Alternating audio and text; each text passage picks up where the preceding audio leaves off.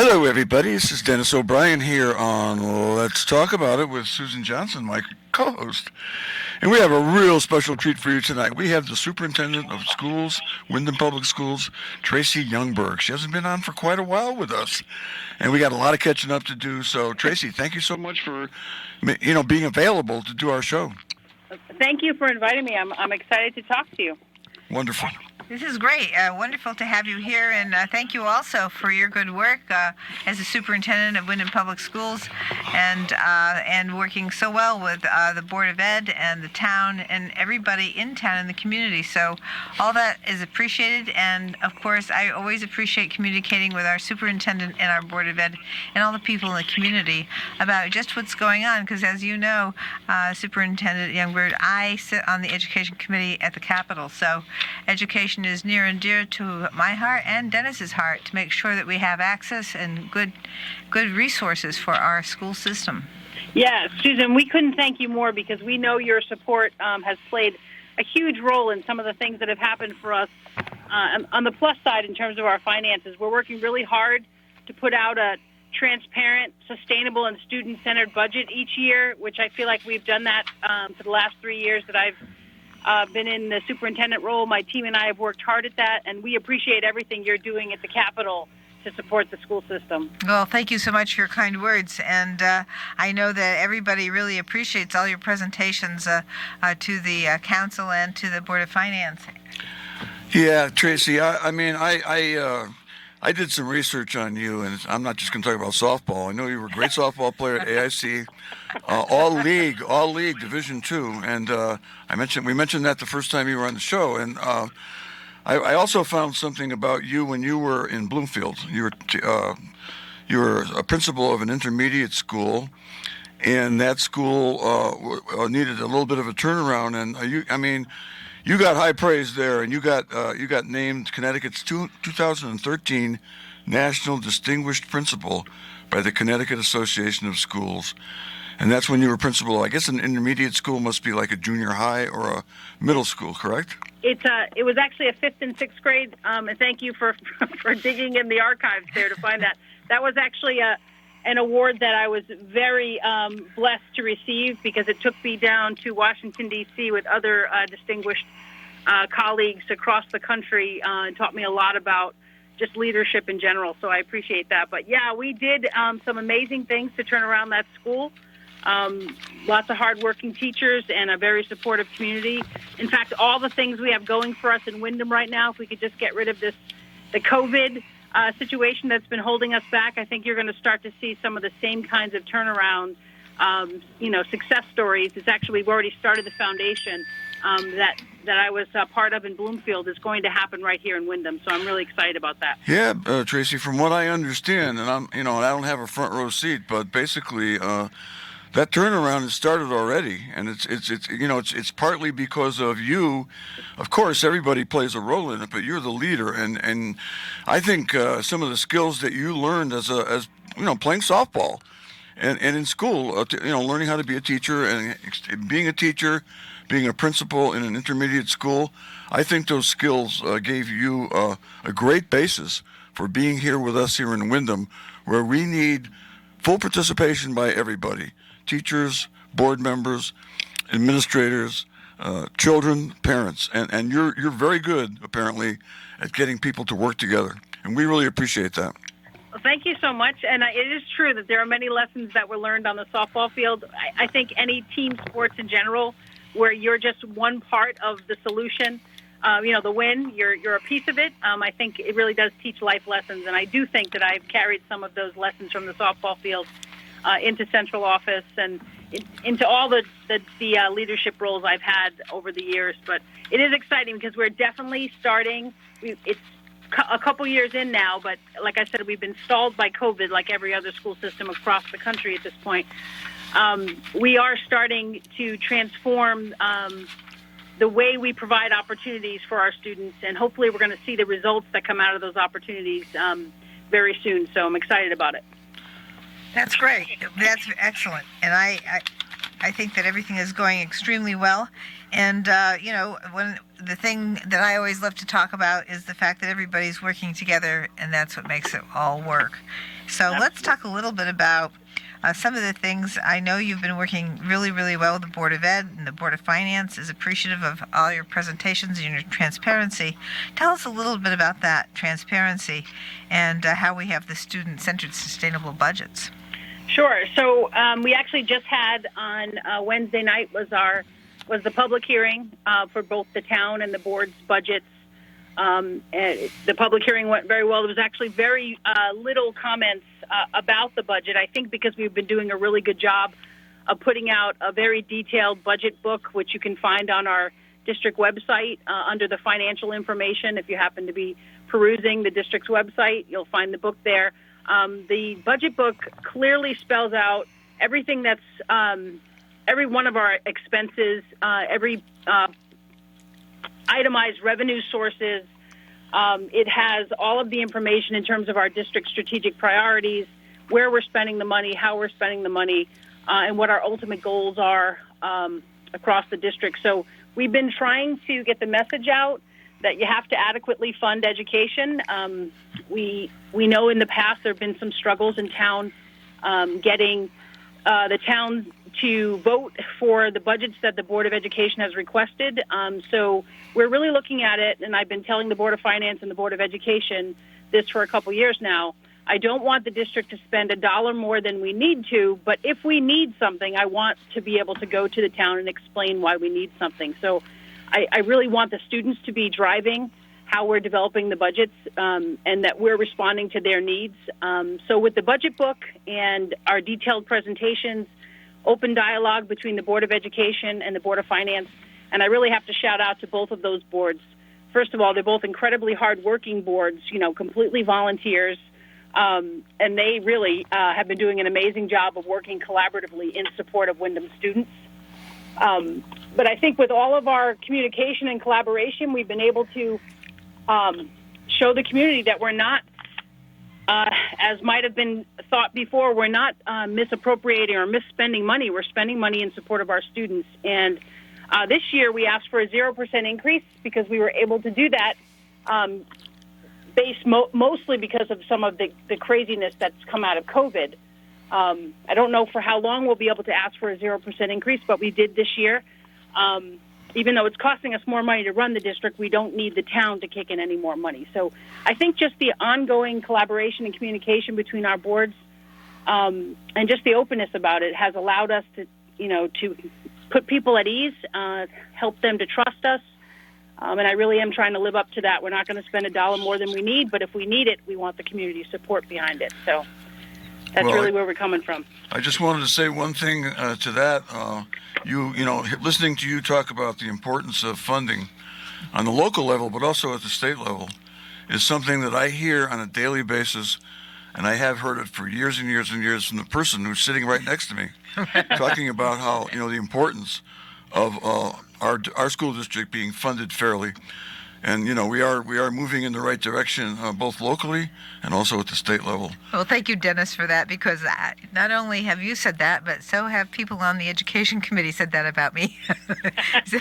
It's true.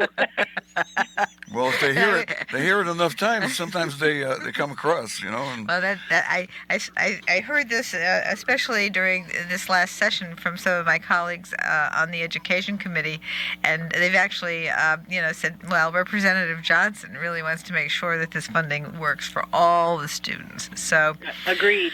And so I'm there. Wow, it really got through. Yes, it absolutely has.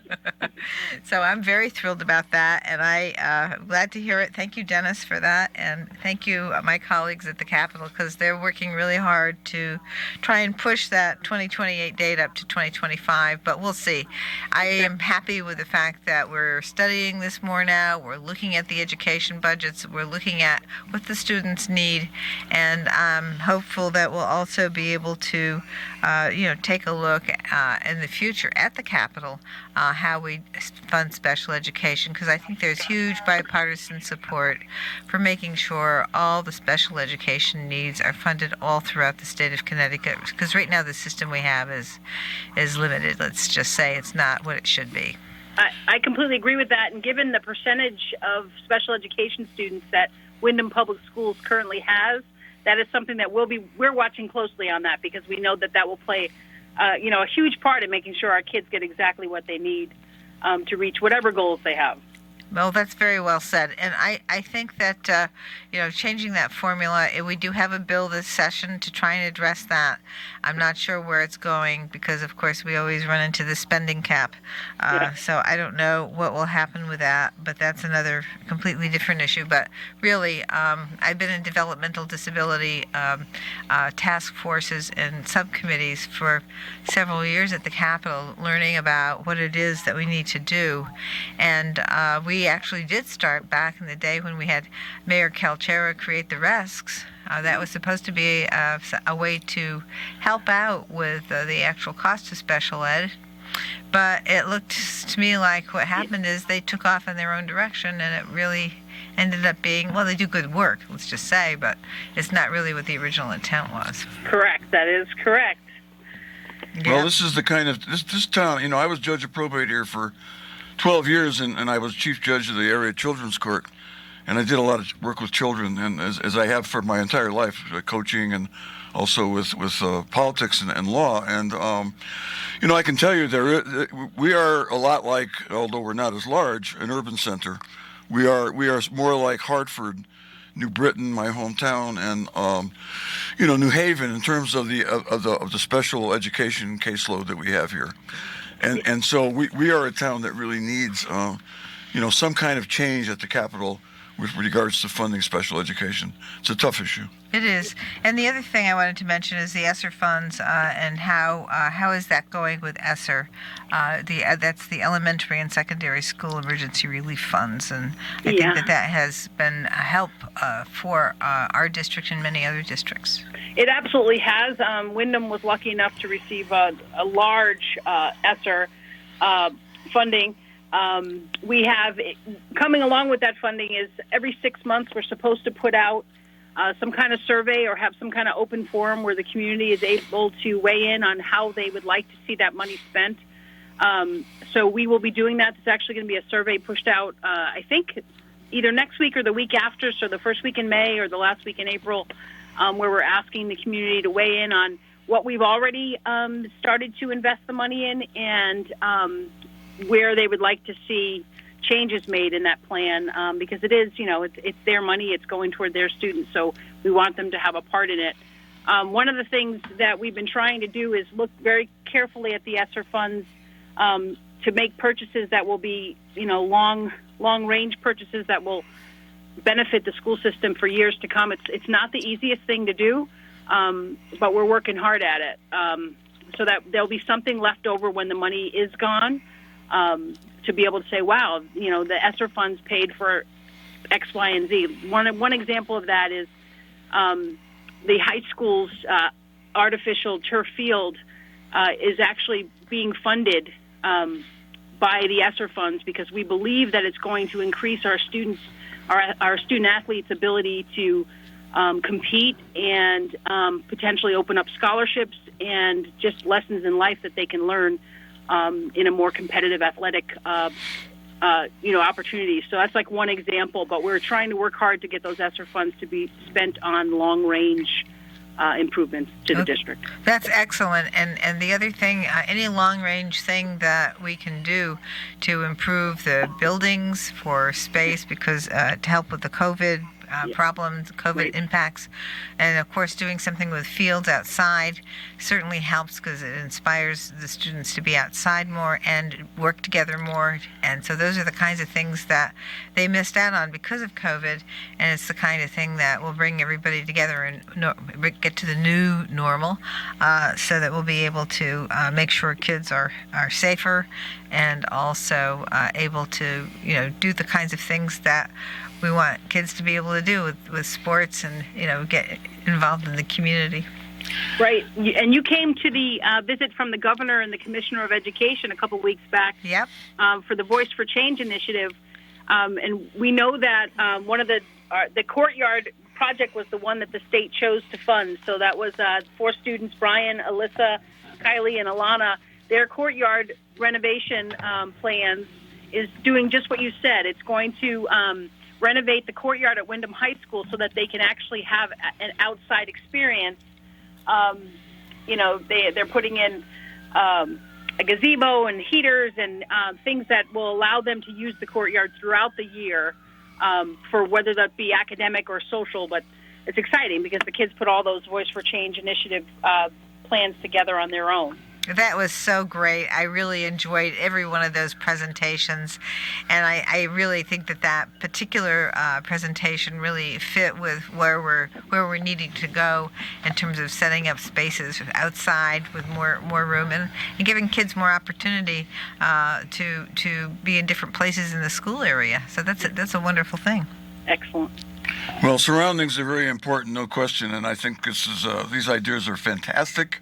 I just wanted to ask another question because I'm not on the town council anymore. You may have heard that I retired from the town council Yes. in November, and somewhat reluctantly, but I am enjoying my what little time I have anyway because I'm still working and doing radio shows and television shows and running around doing all kinds of stuff. But one of the things that I wanted to ask you was that when I was there, we received for the town the ARPA money.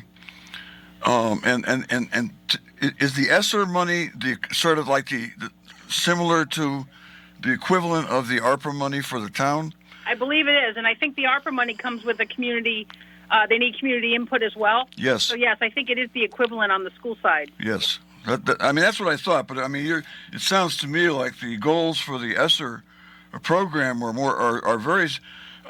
Probably a little bit more specific than for the ARPA, and I like them. I think it's fantastic.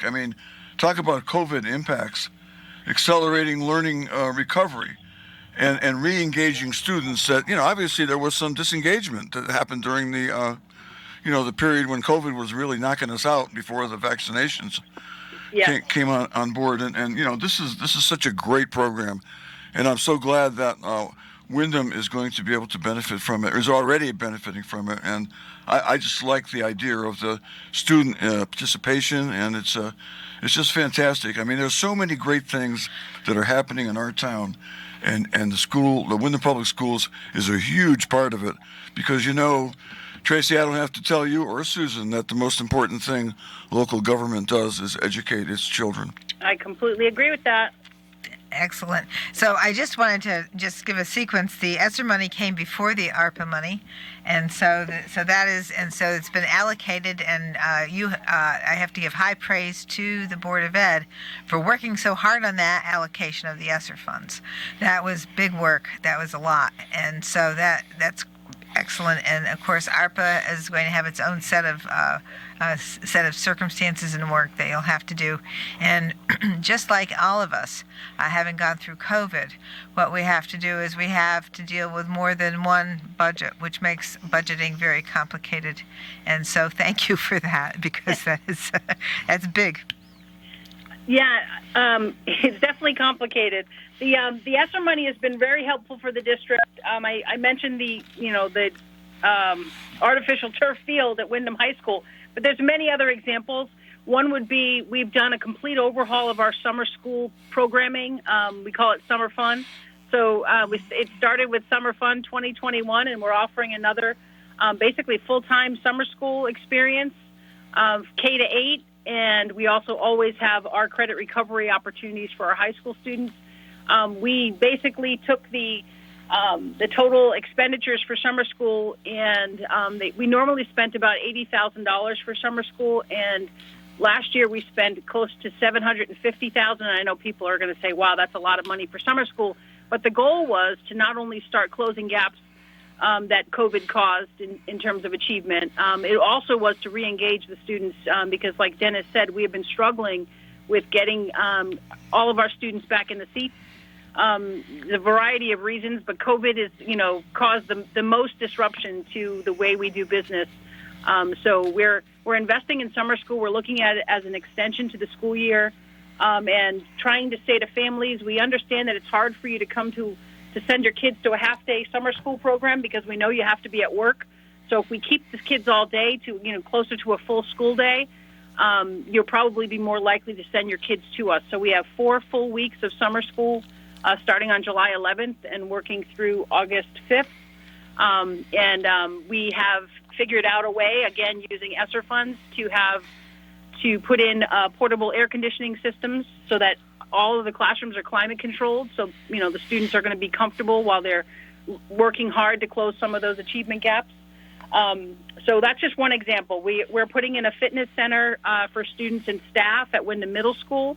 We are going through all of the security systems in each of our buildings, looking at ventilation systems, looking at investing in athletics and the arts. So we're really trying to look long range, what types of investments will benefit our students and put them in the best possible position for when that money disappears. So Well, really, that is our goal. Oh, sorry.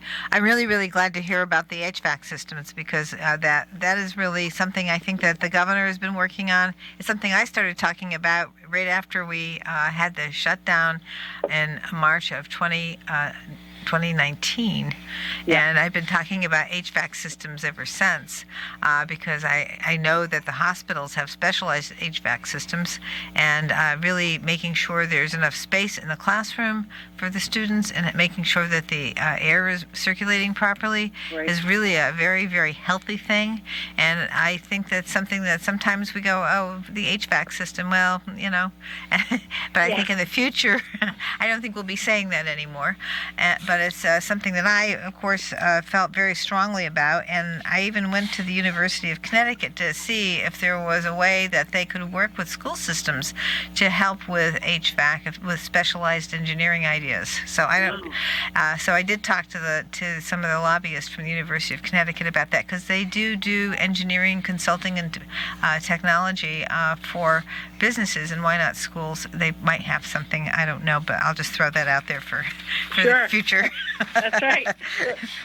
You're not just about the funding, I can tell. That's great. Oh, no, I'm about everything. Yeah, absolutely. I don't want to leave anything out. Speaking of everything, and we'll go back to funding, how about the Alliance District increases? How is that going? So actually, if you go to our budget book on page 87, one of the reasons why we were able to not to ask the taxpayers for an increase this year, to request a 0% increase, is because we are going to receive another $1 million in the Alliance grant, which is wonderful because it can be utilized for all the things that our students and staff need to be successful. So we are very excited about that.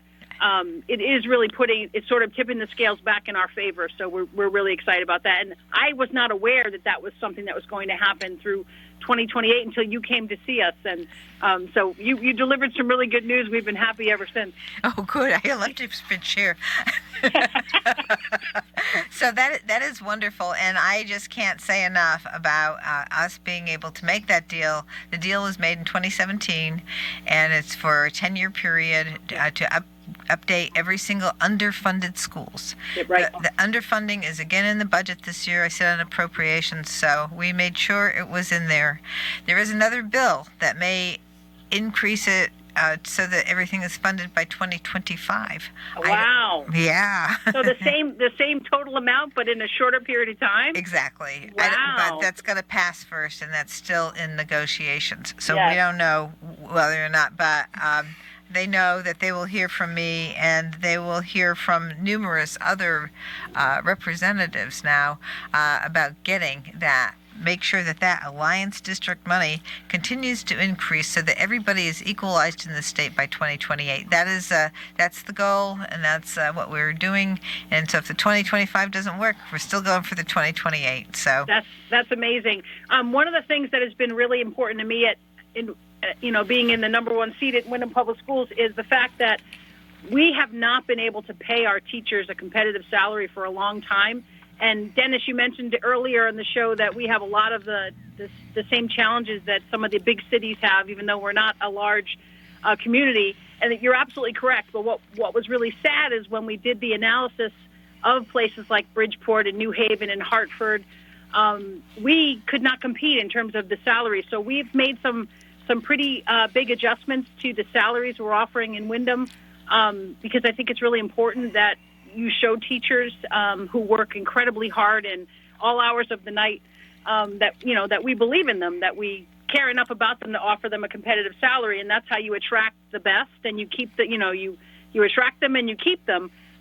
So hearing that people are working hard to get the district funded adequately is really important, because it does play a huge role in whether or not our students are going to be able to succeed, because we know the number one indicator of increasing student achievement is your teacher's efficacy. So how well the teachers believe they can get the job done, and we need the best in standing in front of those classrooms. So it's exciting to hear that there's people working all over the state to get those things in place. Oh yes, very, very much so, and I appreciate that. And we have more to say about that, but we're going to stop for a break, and we're going to be right back after these messages. This is Susan Johnson with my co-host Dennis O'Brien, and our very special guest this evening, Windham Public Superintendent of Schools, Tracy Youngberg. We'll be right back after these messages. Hey, Dennis O'Brien back again on Let's Talk About It.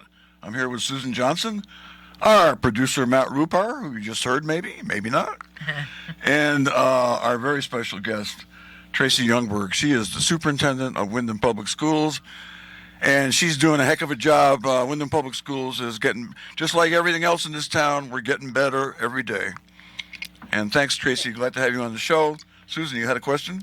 Yeah, I just wanted to follow up a little bit more on the making sure that we have more competitive salaries and how that will increase our minority teacher recruitment. Sure. So we did come to an agreement with the Windham Federation of Teachers, our teachers bargaining unit. We did offer the pay scale, pretty significant increases in our pay scale, because we were so far behind, not only the districts in our DIRG and our district reference group, but also the surrounding areas. So we have increased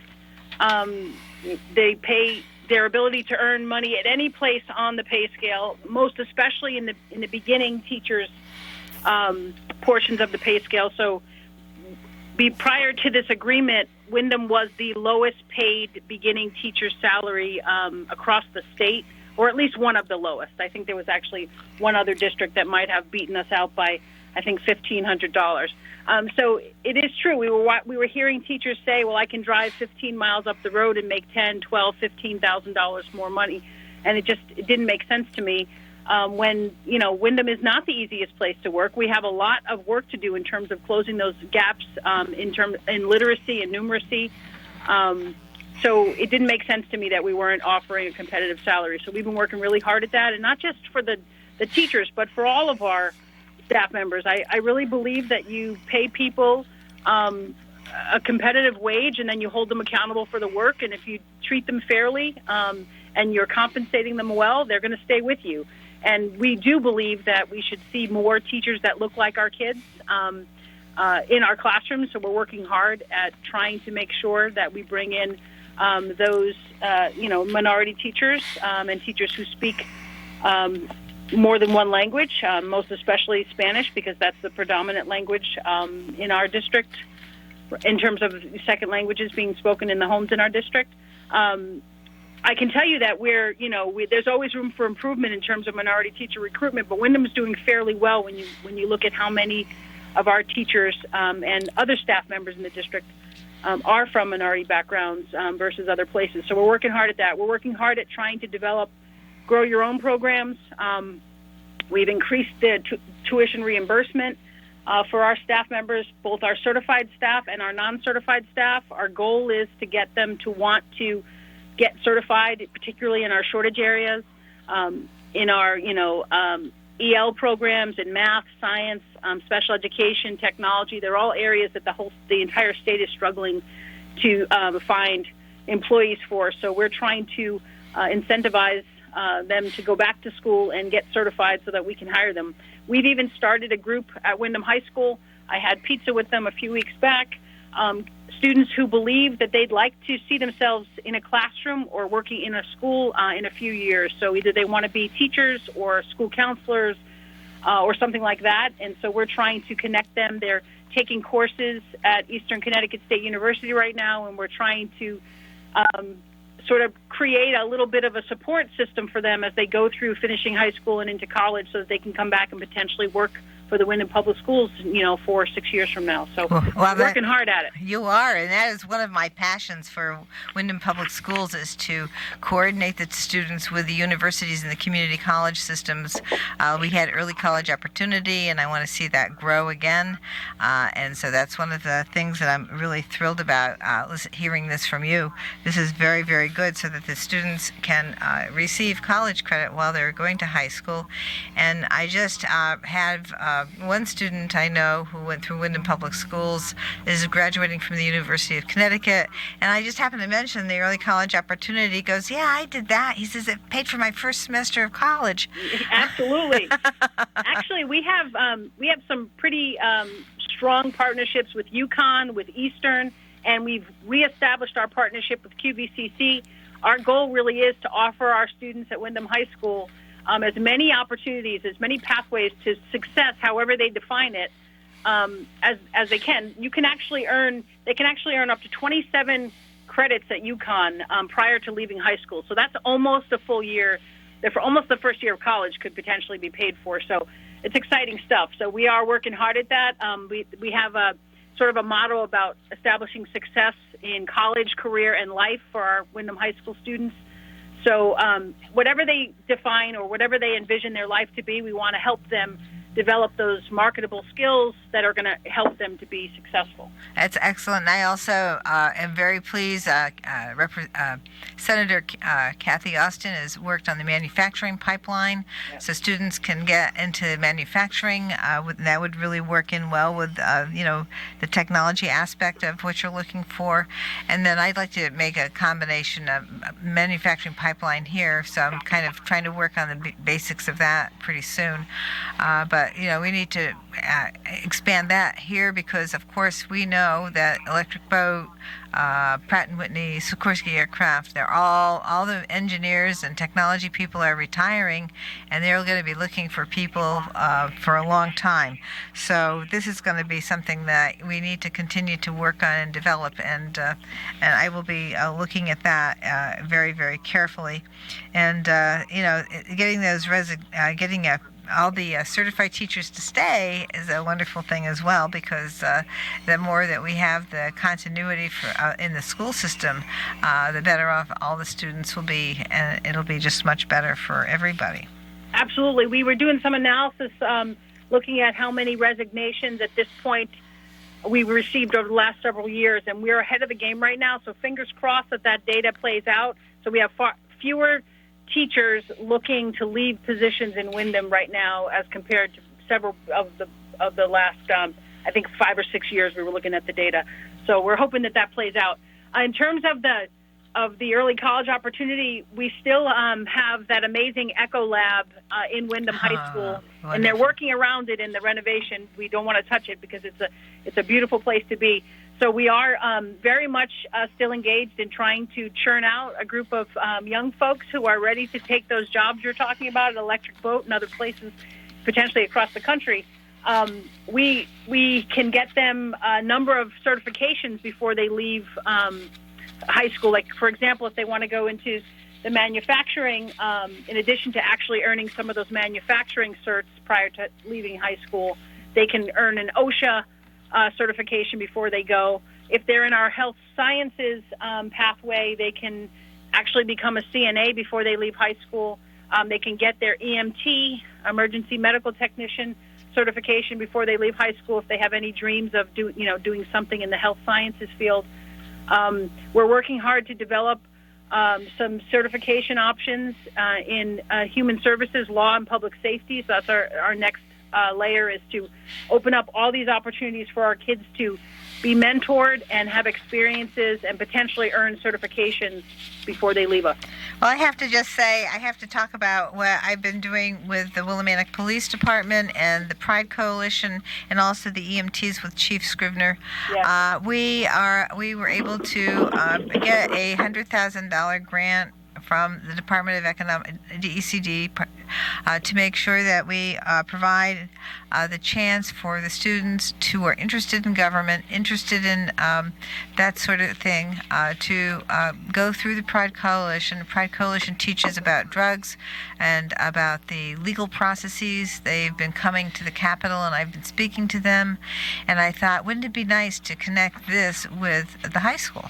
Yes. And so this year, I was able to get a funding for $100,000 so that the Pride Coalition has more funding to be able to bring the students to these different events and learn about government and how it operates, learn about drugs and how they're bad and addictive, learn about all kinds of criminal justice issues and how they work, and do this in conjunction with Eastern Connecticut State University, and also make sure that the EMT class that Chief Scrivener put together, Yes. those students will be able to also benefit from this using using these things that they're doing as capstone projects for their senior years. Right. And also we're providing and people listen up, because it's coming up where you have to make the application, but you can get scholarships of up to $2,000 for people who participate in this program. So students can actually have some more access to post-secondary education if they are working in the Pride Coalition, if they are in the ETS program to become certified emergency medical technicians. So I was very excited and thrilled to be able to pull that part of the community together with the educational opportunities at Windham Public Schools. That is amazing, and I always believe if you can, use the humans around you to teach lessons to our youngsters, you're going to win every time. So that the connections across the community to the police department and the fire department and just people in general around them, it's just an amazing opportunity. So thank you for all that you're doing to help support our kiddos. We really appreciate it. Well, I'm really thrilled that I was able to do that, because that has been a vision in my mind, and I was able to pull it off this time. So I'm really, really happy about that. And everybody received it so well, and I have to thank people in our town hall. Yuki C, she was very instrumental in helping us, formulate everything, and of course Karen Ravenel Bloom and Chief Hussey, also Deputy Chief Glode and Sergeant Clark, all were very, very, very helpful in pulling all this together. Without them, I couldn't have done it. So I'm just glad that I'm working with them, and we're doing things for the students at Windham Public Schools. Excellent. Yeah, that really is. It takes a village. Is really true right there. Yes, it is. Yes, it is. They've gotten some great certifications from the state, and they're just doing amazing work there. And so it's great to connect everybody. Excellent. Yeah, I think you two are both on the same page. It does take a village, and I think I've never seen this town. We've been here in this town now since 1974, and I've never seen the level of cooperation that we have between, say, the Board of Ed, the Board of Finance, the Town Council, the Superintendent of Schools, the Town Manager, and the Town Council. It's all, people are all working together, and it goes way beyond that. That's great. And 'cause that's how kids win. That's how everybody wins. And Yes. if kids win, we all win. We really need our children to be, as you have put it, I've seen in writing that you talked about how important it is for you as in Windham Public Schools, and for any local school system to do their best to pave the way for kids to become successful after graduation. Absolutely, and the community should want us to do that, because these kids are going to be making decisions for your community in years to come. So we want them to be as successful as they can in whatever they imagine their futures to be. That's right. They're going to be keeping me well in medical in the healthcare field and keeping me going and whatnot. And we need our youth. I mean, it turns over pretty fast. I mean, seems only yesterday I was a teenager. So right. Hey, so it goes. And Matt Rupar is getting a big smile on his face listening to that. I have one too. but I can't let you go without asking you a little bit about the progress on the that wonderful high school renovation as new project. So we are so excited. In fact, they just finished paving the front parking lot. So pretty soon they're going to be able to take down the fence that you've probably seen if you've driven by. There's construction trucks and construction folks all over the place. They really are moving the project along. We are considering hiring a drone service to come in and fly around and take pictures and video footage of all the changes so that the community can see just what's going on there. They're truly transforming the building. Renovating is new. The building, the front facade of the building. When I was there a couple days ago, it's actually off. They have to, reinforce some steel around the front facade. So they took the front of the building off. Kind of amazing to watch. They've completely leveled the back athletic fields, or at least portions of them. They have set up a model classroom now, so you can actually, with permission, of course, go in to see the model classroom so that folks get a sense of what all the classrooms will look like when they are fully renovated. It's really an exciting process, and the students have been amazing because they obviously have to be shifted around the building to allow the renovation to happen, but they really... It seems that they have that sense of pride in the space. Like people talk about it all the time. There's a psychology behind it. They know that the community is investing in them and in their building. So they just sort of go with the flow in terms of all the changes that happen as a result of the renovation. So we are so excited. The project is on time. It's still following the timeline we've set out, and we just can't wait for the community to see all the changes. Well, we have a great guy in Mike Callahan who has been amazing at managing this process, and it's not easy at all. So I'm going to give a big shout out to Mike Callahan, who is the chair of the building committee. Don't forget to tell her who recruited Mike into that committee. Oh, I think that my co-host was the recruiter of Mike Callahan. Yes. In fact, it was a bumpy road, at first, and Mike is so well qualified. And I talked him into being on the committee, and he, and then I said to him, Mike, you really ought to be the chairman. And Mike said, yeah, that's right. If I'm going to be on the committee, I'm going to be the chairman. I said, you've got to be the chairman, Mike. He's an engineer, and I ran into him about a year after he started. This has been going on for quite a while, and I saw him at the gym working out, and he saw me, and he kind of walked the other way. But now I think everything is fine, and I've worked with him a lot on this as a member of the town council, and it's what a great committee it is. It's with Randall Prose on there, and Tyler Griffin, the chairman of the board of finance, and you've had a lot of great, I can't. I'm not going to name them all, but it's an 8-member committee, and they worked off of the work that was done previously by your Board of Education committee, which also did a wonderful job. Yes, and a shout out to everyone on that building committee. They meet every other week. My team and I join those meetings, and they are another really hardworking group of volunteers. This community actually is pretty impressive when it comes to that. The number of people that volunteer their time to support the inner workings of the community is amazing. So, yeah, we're appreciative to Mike Callahan and the entire building committee. Absolutely. And then I have to give a shout out, too, to Senator Flexer, Representative Smith, and, of course, the people on the Education Committee for changing the reimbursement rate from 80% to 95%. Yes. That came up again in the meeting, in the public hearing meeting on Wednesday, that they're so thankful for that, for the fact that the community has been spared having to pay back that large portion of money. So it's exciting stuff. Yes, it is. We're still very thrilled about that, and we're just very, very happy that we had a wonderful co-chairs in education, Bobby Sanchez and Doug McCrory both worked with Senator McCrory with Senator Flexer and Representative Sanchez with me to get that 95% reimbursement, and us, of course, all of us working together at the Capitol. Again, another way that things work for the people when everybody works together. Absolutely. Teamwork. Teamwork, yes, and things are going great, but you know what? We cannot get overconfident. Nope. We have to continue to work just as hard and keep the ball rolling. Right, still- Tracy? We absolutely do, and Wyndham Public Schools has a lot of work to do in terms of getting our state assessment data where it should be. I know our students can do it. I know our families can do it. So you're going to start to see some of those things move as well. I have a great team behind me, and I have a true belief in working as a member of that team. So I think you're going to see some even more amazing things happen in the very near future. Well, thank you so much, Tracy, for joining us today. Thank you, Tracy. And I've been saying all along, and people haven't believed me, that the best is yet to come. It is so true. But it is happening. It is. And the best is yet to come. And Tracy, you're a big part of it, and we're so happy to have you as our superintendent. Thank you Yes. for having me. You two are like the power couple. I appreciate being asked to be a part of your show.